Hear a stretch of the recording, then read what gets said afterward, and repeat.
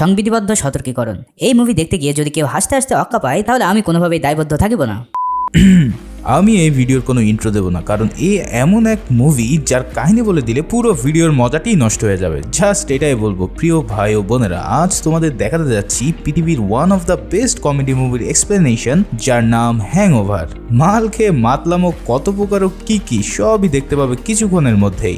আর এই মুভিতে যা টুইস্ট রয়েছে রে ভাই, তা দেখে তোমাদের হাসতে হাসতে পুরো পেট ব্যথা হয়ে যাবে। প্যাচাল শেষ, এবার শুরু করি এক্সপ্লেনেশন। মুভির শুরু হয় একটি বিয়ের দিনের শর্ট দিয়ে। এই মেয়েটির নাম ট্রেসি। আজ তার বিয়ে, কিন্তু তার হবু বরের কোনো খোঁজ নাই। আর মাত্র 5 ঘন্টা বাকি এই বিয়ের। তখন ট্রেসির কাছে কল আসে ফিলের। ফিল হলো ট্রেসির হবু বরের বন্ধু। ফিল জানায় তার বন্ধুর ডাককে তারা খুঁজে পাচ্ছে না। কাহিনী একটু গোলমাল লাগছে, তাই না? দাঁড়াও একটু বুঝিয়ে বলছি। ট্রেসি আর ডাগের বিয়ে হচ্ছে, আর ওয়েস্টার্ন কান্ট্রিতে বিয়েতে ছেলেদের জন্য ব্যাচেলার পার্টি অতি জনপ্রিয় একটি ইভেন্ট। ব্যাচেলার পার্টি হলো যখন কোনো ছেলে বিয়ে করে ব্যাচেলার থেকে কাপল হয়, তখন তারা বন্ধু মিলে বিয়ের 1 দিন অথবা 2 দিন আগে একটি পার্টির আয়োজন করে। সেই পার্টিতে তারা যা মন চায় তাই করে একদম শেষবারের জন্য। আর এই ব্যাচেলার পার্টিতে গেস্ট হিসেবে থাকে বরের সব ক্লোজ ফ্রেন্ডরা। যাই হোক, ডাগ আমেরিকার লাস ভেগাসে একটি ব্যাচেলার পার্টির আয়োজন করেছে তার বিয়েতে। লাস ভেগাসকে বলা হয় সিন সিটি, মানে পাপের শহর। সেখানে হয় না এমন কিছুই নেই। মদ, জুয়া, লাইফস্টাইল সব মিলিয়ে টাকাওয়ালাদের জন্য টাকা ওড়ানোর এক মক্ষম জায়গা। ডাগ এই ব্যাচেলার পার্টিতে যাওয়ার জন্য করেছে। একজনের নাম ফিল আর একজনের নাম স্টু। তাদের এই পার্টিতে আরও একজন সঙ্গী থাকে, আর সে হলো ডাগের হবু শালাবাবু অ্যালান। দাঁড়াও, সবাইকে আরও ডিটেলে তোমাদের পরিচয় করিয়ে দিই। ফিল হলো একজন স্কুল টিচার, বেশ চালাক চতুর আর স্মার্ট একটা ছেলে। তার বন্ধুর ব্যাচেলার পার্টিতে যাওয়ার জন্য সে অল্প অল্প করে অনেক দিন ধরে টাকা জমাচ্ছিল। হাজার হলো বন্ধুর বিয়ে বলে কথা। অন্যদিকে স্টু হচ্ছে একজন ডেন্টিস্ট। যদিও সে নিজেকে ডাক্তার হিসেবে পরিচয় দিতে অনেক বেশি স্বাচ্ছন্দ্য বোধ করে। স্টুর গার্লফ্রেন্ড হলো আর এক কঠিন জিনিস। অল টাইম তাকে দৌড়ের উপর রাখে। এটা করা যাবে না, ওটা করা যাবে না, কোথাও গেলে 100 বার কল করে জানাতে হবে, বন্ধুদের সাথে বেশি সময় কাটানো যাবে না, ইত্যাদি ইত্যাদি। মানে স্টুর লাইফে গার্লফ্রেন্ড তো জোটেনি, জুটেছে এক ডাইনি মেয়ে। তাও স্টু সবসময় সোনা জান বলে তাকে আহ্লাদ দিতে থাকে। তার এই ডাইনি গার্লফ্রেন্ডকে সে অনেক কষ্টে ম্যানেজ করেছে এই ট্যুরে যাওয়ার জন্য, আর প্রমিস করেছে যে সেখানে কোনো মেয়ের দিকে সে ভুলেও তাকাবে না, একদম ভদ্র ছেলের মতন চলবে। অন্যদিকে ডাগের হবু শালো হচ্ছে না ব্রেন শট না সুস্থ মানুষ। ছেলে মানুষ হলেও তার মধ্যে মেয়ে একটা ভাব। পুরাই তার ছেঁড়া টাইপের এক চিজ এই অ্যালেন। সে তার দুলাভাইয়ের সাথে ভেগাসে যাওয়ার জন্য 2 সপ্তাহ আগে থেকে তার ব্যাগ গুছিয়ে রেখেছে। দুলাভাইরা যাচ্ছে মৌজ মাস্তি করতে, আর এই শালা তার মধ্যে কাবাব মে হাড্ডি হতে চায়। তাও ডাগ তাকে নিয়ে যাচ্ছে যাতে তার মন খারাপ না হয় তার জন্য। ট্রেসির বাবা বেশ টাকাওয়ালা লোক। সে ডাগকে বলে, ভেগাসে যাচ্ছ, যা ইচ্ছা তাই করো, কিন্তু সেই কাহিনী সেখানেই চিরদিনের জন্য ভুলে যাইও। এছাড়াও সে ডাগকে একটি মহামূল্যবান অ্যান্টিক BMW গাড়ি দেয় এই ট্রিপে যাওয়ার জন্য, কিন্তু বলে দেয়, সাবধান বাপু, তুমি ছাড়া এই গাড়ি যেন আর অন্য কেউ না চালায়। আমি আমার পোলার চেয়েও কিন্তু এই গাড়ির বেশি ভালোবাসি, তাই এর কিছু হইলে আমাকে তো মেনে নিতে অনেক কষ্ট হবে। ডাগ তো গাড়ি পেয়ে খুব খুশি। এছাড়াও তার বাবা বলে দেয় অ্যালেন যেন বেশি বেশি মাল পানি না খায়, তার দিকে নজর রাখতে, আর তাকে যেন কোনোভাবেই গ্যাম্বলিং করতে না দেয় তারা। হবু আব্বুর কথা অক্ষরে অক্ষরে পালন করার নিয়ত করে ডাগ তার শালাকে নিয়ে বেরিয়ে যায় ফিল ও স্টুকে পিক আপ করার জন্য। ডাগ ফিলকে পিক আপ করার জন্য তার স্কুলে যায়, আর স্টুকে পিক আপ করে তার বাড়ি থেকে। আর এইখান থেকেই শুরু হয় এক কঠিন লেভেলের ব্যাচেলার পার্টির কাহিনী। সামনে এমন সব ঘটনা ঘটতে যাচ্ছে যা প্রায় সন্ধ্যার সময় তারা লাস ভেগাস পৌঁছে যায়। প্রথমেই তারা একটি হোটেলে চেক ইন করতে যায়, কিন্তু ফিল সেখানে গিয়ে দেখে আগে থেকে স্টু একটি ছোট্ট রুম বুক করে রেখেছে সবাই শেয়ারে থাকার জন্য। ফিল বলে, আরে বেটা, 1 রাতের জন্য থাকবো, ভিআইপি ভাবে থাকবো, যা লাগে আমি শেয়ার করতেছি, ওকে? স্টু বলে, ভাই কাহিনী তা না, আমার গার্লফ্রেন্ড আমার ব্যাংকের স্টেটমেন্ট চেক করে প্রতিদিন। যদি দেখে যে আমি এত টাকা খরচ করছি তাইলে আবার বাসায় ঢুকতে দিবে না। আসলে ফিল আর স্টু মিলে এই পুরো ব্যাচেলার পার্টি ট্রিট দিচ্ছে ডাগ ও তার শালাকে। ফিল তাকে বুঝিয়ে ম্যানেজ করে নেয়, আর তখন তারা $420 দিয়ে এক বিশাল প্রাইভেট স্যুট নিয়ে নেয়।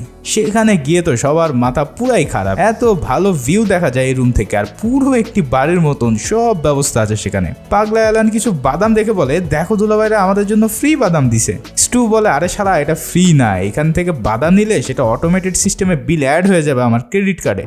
তখন ফিল এক বিশাল মারফতি কায়দায় একটি পানিতে গ্লাস ভরে সেম ওজন বানিয়ে তা বসিয়ে দেয়, আর বলে, নাও এবার ফ্রিতে বাদাম খাও। এদিকে ফিল সবাইকে বলে, আমাদের বেরোতে হবে, 30 মিনিটের মধ্যেই সবাই রেডি হয়ে যাও। কিন্তু সবাই সাবান নিয়ে রেডি হয়ে যায়, আর তখন দেখা যায় স্টু এখনো রেডি হয়নি। স্টু ফিল আর ডাগকে একটি রিং দেখায় এবং বলে, এই রিংটি দিয়ে আমি আমার গার্লফ্রেন্ডকে বিয়ের প্রপোজ করব তোর বিয়ের পর।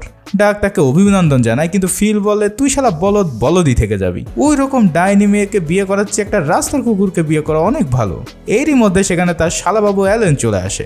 একবার দেখো তার স্টাইল, মনে হচ্ছে কেবল এক বোতল ঝেড়ে এসেছে। এরপর তারা সবাই মিলে এই হোটেলের একদম ছাদে চলে আসে। সেখানে অ্যালেন 4টা শর্ট গ্লাস দিয়ে সবাইকে ড্রিঙ্ক সার্ভ করে আর সবাই সেটা চিয়ার্স করে খেয়ে নেয়। এক প্যাক মাল খেয়ে অ্যালেন তার দুলাভাই আর 2 বন্ধুর উদ্দেশ্যে নিজের মনের কথা ভাষণ দিতে থাকে। সে জানায় বড় ভাইয়েরা এত ফ্রেন্ডলি হবে সেটা সে কখনোই কল্পনা করে নাই। সে প্রতিজ্ঞা করে আজ আমরা যা করব তা কখনোই বাইরে কাউকে জানতে দেব না। অতি আবেগে মালটা নিজের হাত কেটে রক্ত দিয়ে শপথ নেওয়া শুরু করে। সবাই বুঝতে পারে এক প্যাক খেয়ে এই মাতালের এই অবস্থা, না জানি সারা রাতে কি করে। ফিল এবার বলে ভাই সিরিয়াসলি আমরা আজ সারা রাত যা করব তা যেন কেউ কোনোদিন জানতে না পারে। আমাদের কোনো কিছু আমরা মনে রাখবো না, জাস্ট চিল হবে মামা, চিল। এই বলে সবাই মিলে সকালে। সারা রাত কি হয়েছে এটা জানতে আমাদের একটু অপেক্ষা করা লাগবে। এরপর আমরা দেখতে পাই তাদের হোটেল রুম পুরোই বিধ্বস্ত অবস্থায় রয়েছে। ফিল, অ্যালেন আর স্ট্রু মাতাল হয়ে যেখানে সেখানে ঘুমিয়ে রয়েছে। স্ট্রুর প্রথমে ঘুম ভেঙে উঠে দেখে পুরো রুম একদম তছনছ অবস্থায়। এরপর শালামিয়া ঘুম থেকে উঠে দুলতে দুলতে মূত্র বিসর্জন দিতে টয়লেটে যায়। সেখানে হিসু করা অবস্থায় সে দেখে এক রয়্যাল বেঙ্গল টাইগার তার জন্য চুপ করে বসে আছে। প্রথমে অ্যালেন ভাবছে ধুরু মাল মনে হয় বেশি খেয়ে ফেলেছি, তাই এখনো মাতালি আছি। কিন্তু একটু পরে সে বুঝতে পারে আরে এ তো অরিজিনাল জিনিস। সাথে সাথে প্যান্ট শার্ট ছাড়াই দৌড়ে বাইরে এসে ফিলকে বলে ভাইয়া বাথরুমে এক বিশাল সাইজের বাঘ বসে আছে। ফিল তখন বলে হায় কোনো তোমার নেশা কাটে নাই। তখন সে নিজে গিয়েই দেখে আসলেই একটা অরিজিনাল বাঘ সেখানে বসে আছে। তে পায় তার সামনের একটি দাঁত হাওয়া হয়ে গেছে। ফিল বলে আরে কাল রাত্রে এমন কি খাইলাম যার জন্য কিছুই বুঝতে পারতেছি না। এদিকে স্টু তার দাঁত হারানোর শোকে কাতর হয়ে পড়েছে আর বলে ভাই আমার গার্লফ্রেন্ড আবার মাইরা ফেলবে এমন দেখলে। এছাড়াও এই হোটেলের যে অবস্থা তাতে আমার ক্রেডিট কার্ডে যে কত $1000 কেটে নেয় আল্লাহ জানে। সবার হঠাৎ করে মনে পড়ে আরে ডাক কোথায়। তার শালা রুমে গিয়ে দেখে ডাক সেখানে নেই আর বাইরে যেয়ে নাস্তা করতে গেছে। এত প্যারা নিয়ে লাভ নাই। আর তখনই তারা এমন এক আওয়াজ শুনতে পায় যে তাদের জান চমকে যায়। এক ছোট্ট বাচ্চা উঙ্গা উঙ্গা করে কান্না করছে তাদের রুমের মধ্যে। অনেক খোঁজাখুঁজির পর দেখতে পায় যে আলমারির মধ্যে 6 মাসের একটা বাচ্চা হাউমাউ করছে। তাদের মাথায় তো কিছুই কাজ করছে না, ঘটনা কি বাচ্চা এখানে আসলো কি করে। আসলে তারা রাতে এত খাওয়া দাওয়া করেছে যে রাতের কোনো ঘটনায় তাদের বিন্দু মাত্র মনে নেই। না এভাবে বসে থাকলে তো চলবে না, তাই সবাই বাইরে চলে যায় রহস্য উদ্ঘাটনের জন্য। পুল সাইডে বসে ব্রেকফাস্ট করার সময় তারা মনে করতে থাকে রাত্রে কি হয়েছিল।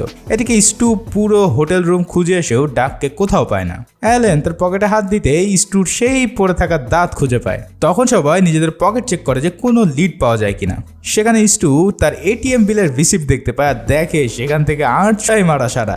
অন্যদিকে ফিলের হাতে একটি হসপিটালের ব্যান্ড দেখতে পায়, মানে সামহাও সে গত রাতের কোনো একটি মেডিকেলে ভর্তি হয়েছিল। তার কি হয়েছিল কেন হয়েছিল কিছুই বোঝা যাচ্ছে না। যাক তাও তো একটা লিড পাওয়া গেল। তাই সবাই মিলে হসপিটালে যাওয়ার জন্য নিচে নেমে আসে। সেখানে এসে দেখতে পায় হোটেলে কারা যেন একটি বেডের ম্যাট্রেস ছুঁড়ে ফেলে দিয়েছে আর সেটা গিয়ে আটকে আছে একটি স্ট্যাচুর উপর। মনে মনে তারা ভাবে এই আকাম আমরা ছাড়া আর কেউ করতে পারে না। তখনই একটি পুলিশ কার তাদের সামনে চলে আসে আর সেখান থেকে ড্রাইভার নেমে তাদের 3 জনকে পুলিশ অফিসার বলে সম্বোধন করে। তারাও কোনো কথা না বলে গাড়ি নিয়ে কেটে পড়ে, কারণ তাদের সেই মার্সিডিজ গাড়িটাও তার পার্কিংয়ে খুঁজে পাচ্ছে না। এরপর তারা হাসপাতালে এসে পৌঁছালে ডাক্তার জানায় সামান্য কিছু আঘাতের কারণে গত রাত্রে ফিলকে এখানে ভর্তি করা হয়েছে। সে সময় তারা 4 জনই উপস্থিত ছিল, তার মানে ডাগও রাত 4টা পর্যন্ত তাদের সাথেই ছিল।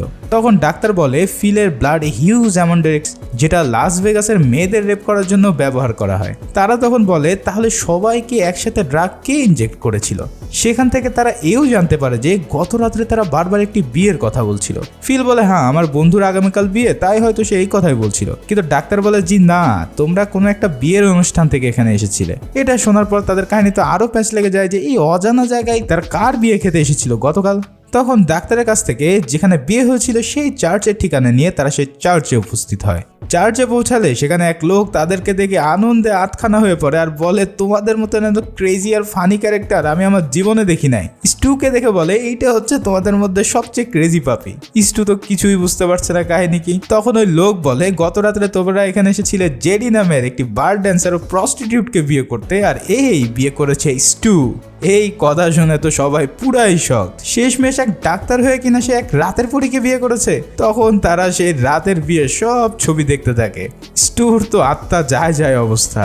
সেখান থেকেই তারা জানতে পারে যে এই পিচ্চি বেবিটা হচ্ছে জ্যাডের, মানে স্টু নতুন বউয়ের সাথে একটি বাচ্চাও ফ্রি পেয়েছে। ওই লোকটির কাছ থেকে তখন তারা জ্যাডের ঠিকানা নিয়ে সবাই তার বাসার উদ্দেশ্যে রওনা দেয়। কিন্তু গাড়িতে ওঠার সাথে সাথেই দুজন লোক এসে তাদের উপর হামলা করে। কিছুই বুঝে ওঠার আগে তারা গুলি ছুটতে থাকে আর ফিল সেই গাড়ি নিয়ে তাদের পার উপর দিয়ে চালিয়ে কোনো রকম সেখান থেকে কেটে পড়ে। খানিক বাদে তারা যাদের বাসায় এসে পৌঁছালে সবাইকে দেখে যাদের অনেক খুশি হয়ে যায় আর নিজের নতুন বরকে দেখার সাথে সাথে ইয়ে করা শুরু করে দেয়। মেয়েটি দেখতে বেশ হট আর সুন্দরী ছিল। এদিকে যাদে তার এই চুপচাপ ভাব দেখে বলে, আরে কাহিনী কি? গতকাল রাত্রে তো তোমরা ছিল পৃথিবীর সবচেয়ে চঞ্চল লোক, আর আজ দেখি তার পুরাই উল্টো। ফিল তখন বলে, ভাই গত রাত্রের কথা না আমাদের খুব বেশি একটা মনে নেই। তখনই জ্যাডের কাছে ফিল প্রশ্ন করে তার বন্ধু ডাককে নিয়ে। জ্যাডে জানায় সেও উপস্থিত ছিল বিয়েতে, আর তখনই সেখানে পুলিশ এসে তাদের রেড দিয়ে জেলে নিয়ে যায়। মানে এক কাহিনী শেষ না হতে হতে অন্য নতুন কাহিনীর উপস্থিতি, আর মাত্র একদিন পর বিয়ে। তাই ফিল ট্রেসিকে কল দিয়ে বলে, আমরা আসলে লাস ভেগাসের প্রেমে পড়ে গেছি বুঝছো, তাই আজ না আর আসতে মন চাচ্ছে না, কাল ঠিক আমরা বিয়ের আগে কিন্তু চলে আসবো, প্রমিস। ফিল ট্রেসিকে বুঝতেও দেয় না যে তারা তার বরকে আর খুঁজে পাচ্ছে না। এদিকে পুলিশ তাদের পুলিশ কাজ চুরি করার অপরাধে পানিশমেন্ট দিতে থাকে আর তাদের পাঠিয়ে দেয় ডাম্পিংয়ে, যেখানে তাদের সেই মার্সিডিজ গাড়িটি পুলিশ উদ্ধার করেছিল। গাড়িটা একদম অক্ষত অবস্থায় দেখতে পেরে তাদের ধরে পানি আসে। গাড়ির মধ্যে তারা বিভিন্ন জিনিস খুঁজে পায়, এমনকি এই জিনিসও তারা খুঁজে পায়। এর কিছুক্ষণের মধ্যেই তার গাড়ির পিছনের ট্রাঙ্ক থেকে দুরুম দারুম শব্দ শুনে মনে করে, আরে তাহলে ডাক নিশ্চয়ই এর ডেকির মধ্যে বন্দি আছে। সবাই খুব খুশি নিয়ে যেই না ট্রাঙ্ক খুলেছে, সাথে সাথে এক নেংটু চাইনিজ বাবা তাদের উদাম কেলানো শুরু করে দেয়। কে এই লিটল জনি, আর কেনই বা তাদের এই ট্রাঙ্কের মধ্যে 2 দিন আটকে ছিল তারা কিছুই বুঝতে পারছে না। লোকটি তাদেরকে ইপম্যানের মতন কুমফু মেরে সেখান থেকে দৌড়ে পালিয়ে চলে যায়। এই উদাম মার খাওয়ার পর অ্যালান বলে, ভাই আমি একটা সত্য কথা বলি, গত রাত্রে ড্রিঙ্কের বোতলের মধ্যে আমি ড্রাগ মিশাইছিলাম, কিন্তু আমি যার কাছ থেকে ড্রাগ নিয়েছিলাম সে বলেছিল এটা একটি এক্সক্লুসিভ ড্রাগ, যেটা কম বেশি সবাই মাঝে মাঝে নেয়, কিন্তু ওই শালা যে আমাকে ভুলভাল বুঝিয়ে এত বড় ড্রাগ দিয়ে দিয়েছে আমি তো কিছুই টের পাইনি ভাইয়া। এটা শুনে স্টু পুরাই রেগে মেগে আগুন হয়ে যায়, কিন্তু ফিল তো বুঝতে পারে অ্যালেন একটা কঠিন লেভেলের বলদ, যা হওয়ার তা তো হয়েই গিয়েছে। তাই আবারও তারা হোটেলের দিকে রওনা দেয়। এবার হোটেল রুমে এসে দেখে তাদের রুমে অচেনা লোকজন ঘোরাফেরা করছে। সেই অচেনা লোকের মধ্যে থেকে এক খুব বিখ্যাত বক্সারকে আমরা দেখতে পাই, যার নাম মাইক টাইসন। তাদের এই হোটেলে মাইক টাইসনের মতন জগৎ বিখ্যাত বক্সার দেখে তারা তো খুশিতেই বাঁচে না, কিন্তু বলদরা কিছু বুঝে ওঠার আগেই মাইক এক পাঞ্চ দিয়ে অ্যালেনকে নক আউট করে দেয়। পরে তারা কাহিনী বুঝতে পারে যে তাদের বাথরুমে যে টাইগারটি পাওয়া গেছে সেটা ছিল মাইক টাইসনের টাইগার। গত রাত্রে তারা মাইকের বাড়ি থেকে সেই টাইগারটাকে চুরি করে নিয়ে এসেছে। ওরা হাসবে না কাঁদবে কিছুই বুঝতে পারছে না, আর এও বুঝতে পারছে না যে কাল কিভাবে এই ভয়ঙ্কর বাঘকে তারা এখানে নিয়ে এসেছে। মাইক টাইসনের কাছে তারা ক্ষমা চেয়ে বাঘটি নিয়ে যাওয়ার জন্য অনুরোধ করে, কিন্তু টাইসন সাফ জানিয়ে দেয়, তোরা আমার বাঘ নিয়ে আসছিস, তোরাই আমার এখন ফেরত দিয়ে আসবি, ঠিক আছে? এমন ভয়ঙ্কর বাঘ এখন তারা কিভাবে বাড়িতে পৌঁছে দেবে? তখন না হয় মাতাল ছিল বলে পেরেছে, কিন্তু এখন কি করবে? অ্যালান তখন তার সেই রুফিস ড্রাগ একটি মাংসের টুকরার মধ্যে দিয়ে সেটাকে বাঘকে খেতে দেয়, আর কিছুক্ষণ পর বাঘ অজ্ঞান হয়ে গেলে তারা সেটা একটি বেডশিটের মধ্যে পেঁচিয়ে হোটেল থেকে নামিয়ে নেয়। কিন্তু গাড়িতে করে যাওয়ার সময় কিছুক্ষণের মধ্যেই সে বাঘের জ্ঞান ফিরে আসে আর সবাই ভয়ে গাড়ি ছেড়ে বেরিয়ে পড়ে। বাঘ সেই গাড়ির মধ্যে তাণ্ডব লীলা চালায়, সব সিটের মধ্যে খামচা খামচি শুরু করে দেয়। তখন সবাই মিলে ঠেলে ঠেলে মাইক টাইসনের বাড়িতে কোনো রকম সে বাঘটিকে হ্যান্ড ওভার করে দেয়। তখন মাইক তাদের রুমের ভিতর নিয়ে গিয়ে বলে, দেখো তোমরা গত রাত্রে কি কি আকাম করছো আমার বাড়িতে। সেখানে দেখা যায় যে সবাই বাঘকে নিয়ে যাচ্ছে আর অ্যালেন পুরো $1 মিলিয়ন পুরের মধ্যে হিসু করে দিচ্ছে। এছাড়াও ফিল বাঘটিকে গাড়িতে তোলার সময় এমন এক অশ্লীল কর্মকাণ্ডে লিপ্ত হয়ে পড়ে যে যা দেখে টাইসনের মাথা আরো খারাপ হয়ে যায়। আসলে সেও বুঝতে পেরেছিল যে এরা অধিক লেভেলের মাতাল হয়ে পড়েছিল, তাই তাদের আর ধোলাই না দিয়ে সেখান থেকে তারা বিদায় দিয়ে দেয়। গাড়িতে আসার সময় ফিল বলে, না এবার ট্রেসিকে সব বলতে হবে। সবাই রাজি হয়ে যায় কথা শুনে। অ্যালেন বলে, আমার আব্বা আমারে কোপাবে বাড়িতে গেলে যদি দেখে তার এই গাড়ির সিট এমন অবস্থা করছি আমরা। কিন্তু তখনই এক বিশাল গাড়ি এসে এইবার এই অ্যান্টিক গাড়িকে এমন ধাক্কা দেয় যে পুরো ভাঙড়ি মালে পরিণত হয়ে যায়। পরে দেখা যায় সেই গাড়ি থেকে বের হয়েছে সেই চ্যাংচুং চাইনিজ লোকটি। না, এবার একদম ড্রেস পরে এসেছে। এখানে চ্যাংচুং জানায়, গত রাত্রে তোমাদের সাথে আমি ক্যাসিনো খেলেছিলাম আর তোমাদের মধ্যে থাকা অ্যালেন আমাকে $80,000 জিতিয়েছিল, কিন্তু খেলা শেষে তোমরা আমার সেই $80,000 চিপস নিয়ে ফুরুত হয়ে যাও। আসলে ওই লোকের ব্যাগ আর অ্যালেনের ব্যাগের একই ডিজাইন হওয়ার কারণে তা অদল বদল হয়ে যায়, কিন্তু তাদের তো আর মনে নেই কোথায় সে ব্যাগটি রেখেছে যেখানে $80,000 রয়েছে। তখন চ্যাংচুং বলে, তোমার বন্ধু আমার কাছে বন্দী, যদি তোমার বন্ধুকে বাঁচাতে চাও তাহলে কালকে সকালের মধ্যেই আমাকে $80,000 ফেরত দেবে, না হলে তোমার বন্ধুর মাথা আমি তোমাকে উপহার দিয়ে দেবো। এমন কথা শুনে সবাই তো অনেক চিন্তায় পড়ে যায়। হ্যাঁ, রাতের মধ্যে তারা এত টাকা ম্যানেজ করবে কি করে? তখন ফিল স্টুকে বলে, বন্ধু তোর অ্যাকাউন্টে কয় টাকা আছে? সে জানায় সব মিলায় ভাই $10,000 হবে। তখন ফিল একটি বুদ্ধি করে, অ্যালেন যেহেতু গত রাত্রে ক্যাসিনো খেলে তাদের জিতিয়েছে, তাহলে আজকে রাত্রেও হয়তো সে জিতাতে পারে, কারণ ছেলেটা অনেক বোকাচু হলেও এই জুয়ার ব্যাপারে খুবই শার্প। তাই তারা সেই $10,000 তুলে নিয়ে চলে যায় ক্যাসিনো খেলার জন্য। হয় লাখ না হয় ফাক, যা থাকে কপালে। সবাই কোট টাই পরে চলে আসে প্রফেশনাল জুয়ারি হয়ে, আর অ্যালেন তার ম্যাজিক দেখানো শুরু করে দেয়। সে এতদিন ধরে বই পড়ে যা জেনেছে সব অ্যাপ্লাই করতে থাকে, আর অন্যদিকে স্টু তার নতুন বউকে নিয়ে সেখানে আননোন পারসন সেজে অ্যালেনের অপোজিটে বসে তাকে হেল্প করার জন্য। একের পর এক দান জিততে থাকে অ্যালেন, সবাই তো টাসকি খেয়ে যায় তার স্কিল দেখে। ফিল তখন বুঝতে পারে তাদের এক্ষুনি কেটে পড়তে হবে, নাহলে সবাই তাদেরকে ধরে কেলানো শুরু করবে। তখন সবাই তাদের প্ল্যান মাফিক সেখান থেকে এক চান্স পেয়ে সটকা পড়ে। গাড়িতে আসার সময় তারা গুনে দেখে তারা $82,000 জিতেছে এই জুয়া খেলে। সবাই খুব খুশি, যাক অবশেষে ডাককে তারা মুক্ত করতে পারবে। এক মরুভূমির মধ্যে এসে সেই চ্যাংচুংকে $80,000 ক্যাশ দিয়ে তাদের বন্ধুকে ছাড়িয়ে নিতে তারা উপস্থিত হয়, কিন্তু টাকা দেওয়ার পর তারা দেখতে পারে যে এই লোক তাদের বন্ধু ডাক না, এ তো অন্য কেউ। সবার মাথায় আকাশ ভেঙে পড়ে যে একজন র্যান্ডম পাবলিকের জন্য তারা এত টাকা হারালো। ফিল চ্যাংচুং এর কাছে টাকা ফেরত চায় আর বলে, দেখো এটা আমাদের বন্ধুর ডাক না, আমার টাকা ফেরত দে। কিন্তু চ্যাংচুং যাতে মাতাল তালে ঠিক, সে তাদেরকে সেখানে অশ্লীল অঙ্গভঙ্গি করে সেখান থেকে চলে আসে। সেই লোকটিকে দেখে অ্যালেন এবার চিনে ফেলে আর বলে, এই মালটাই তো আমার কাছে রুফলিন বিক্রি করেছিল। আসলে ওই লোকটির নামও ছিল ডাক। তাই এত কনফিউশন তৈরি হয়েছে এখানে। এখন কি আর করা, এই তিনজনের হাতে তো আর কোনো উপায় নেই।